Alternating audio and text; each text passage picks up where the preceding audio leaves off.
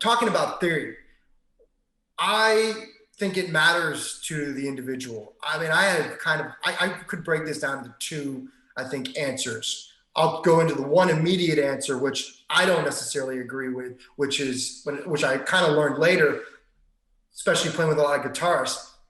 They don't necessarily know music theory. It's all by ear. It's all like, I love communicating music theory. I can't argue how important it is that it's a language, and I think everyone should learn it, especially if they're passionate about music. But not everyone does. And I don't want to name any names necessarily, but I work closely to individuals that just really don't believe in music theory in a way, meaning they don't want to learn it. They think it'll cloud their creativity.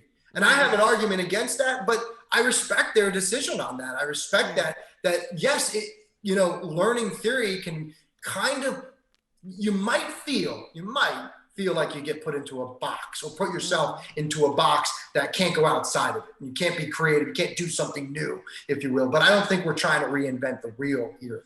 With music theory, I think there is a science spot. No, I should say, and you can argue with me if you want, I know there is a science to music.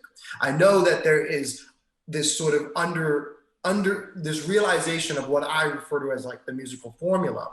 And I don't want to get into this argument or this debate on, you can't put a formula in music, because in some ways that's true. You can't just put a formula on creativity. But what you can do is you can definitely put a formula on the basic foundations, or the basic, let's say, skeleton, and what makes it a piece of music, even going into any genre, classical, jazz. I mean, it might even argue minimalism too as well. But certainly pop music fits in this, all sides of pop music, whether even reggae, all the branches, all the genres as well. They all kind of follow this pretty simple concept, and that is that music is built of two parts, really, and technically a third, but I'll throw the two important parts: a chord progression and a melody.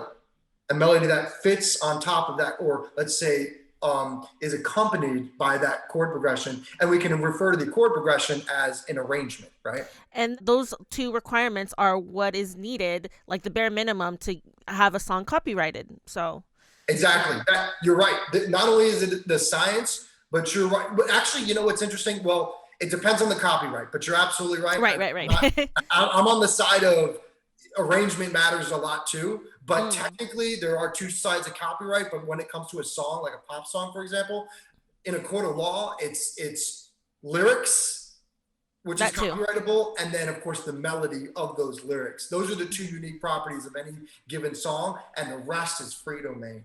And that's kind of sad, actually. That's a whole nother conversation, I'm sure. Or steers into a whole nother conversation. And I only say that's kind of sad because I think arrangers sometimes get the bottom end of it. You know what I mean? They don't get the credit that they deserve, because I think it really starts with how you might arrange something, or how you might put a chord progression together. Because it's not even just the simplicity of a chord progression. It's also the dynamics, the articulation, the timing, everything matters. And that's the third part. I mentioned that there was two parts to the formula, but the unannounced third part is the fact that everything fits into a rhythm. You know what I mean? Everything kind of has a rhythmic structure to it. And that is also what truly makes, I think, a song unique, and then leads into a conversation like a motive, which is very much a classical term, or at least stemmed from that. But that's why a classical piece, or any piece of music, could have the same progression. I know we all have heard about the progression of 1,000 that creates one progression that creates 1,000 different songs. And the reason why that's even possible, and sometimes we can't even realize that we don't realize that it's the same progression, is because of that rhythmic differences. Those rhythmic differences, the part that really makes it unique for each song. But the overall argument is in a simple answer: music theory matters. To me, it matters. It drove me early on, before I knew what it was, before I started to understand it as a science, like I mentioned, and then realizing later on that, I can take this and use it as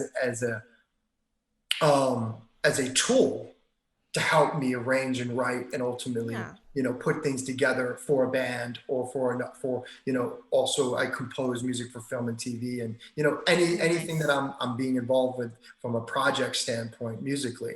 So I think it really has helped me and driven me. And like I was saying before, it's a language. There is a language, terminology that we would use to communicate this musical, well, I said it already, language. And a lot of people don't, like I was saying a moment ago, a lot of people don't know the language. And it always has been a crutch for me in bands, especially too, working with other musicians, the ones that didn't necessarily take the time to put the labels and whatnot. They don't tell me what they are. And now I'm just relying on my ear, which is okay. And I don't mind it, but I'm actually the kind of player that loves to just give me one statement about it. Oh, it's in the key of E. Done. Yeah, now I or can like figure it one, out. four, five. Yeah. No, exactly. Well, give me that. Well, that's even better. You know what I mean? Because that's isolating the information for me. Key of E 145. Great. Now I know exactly where to put it.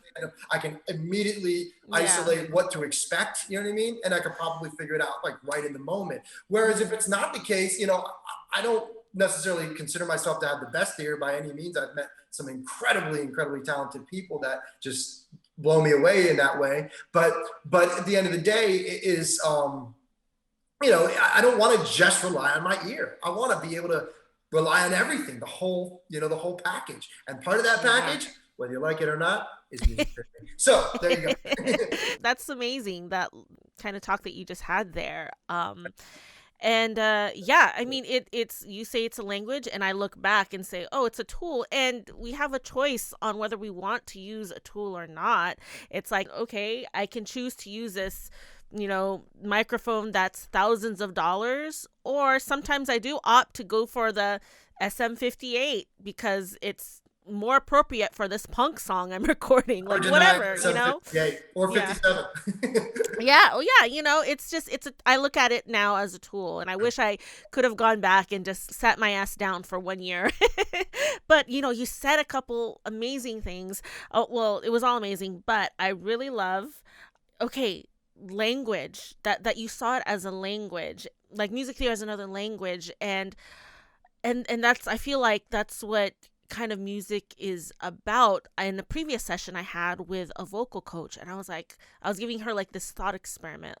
Okay, you have worked with so many students that want to sing like jazz, rock, classical, pop, whatever.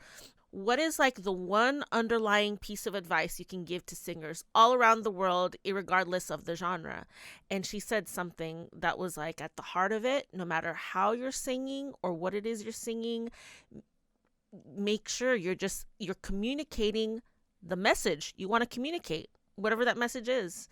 And so I just kind of connect that with what you meant about this language, like the music itself, the content is a message, and the tools and the theory and the instrumentation, that's language as well. So yeah. And also the other thing that you mentioned, that you have thoughts about people try or can make formulas out of music. I mean, that's essentially what music theory is, or observations and practices now just being retaught.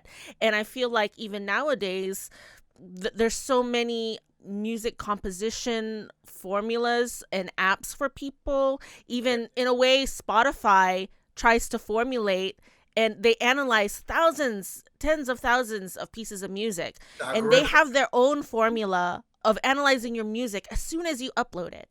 So I just don't know if you had any other thoughts about that, especially being in a commercial band. Yeah.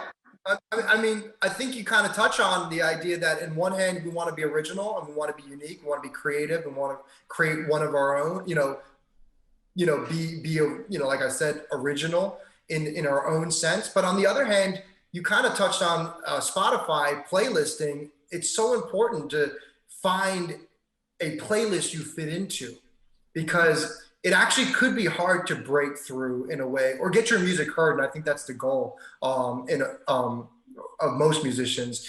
It's hard if you don't fit in a category, if you can't be somewhat categorized or put yourself in a sort of specified or, genre, or even group of genres, fusion of genres.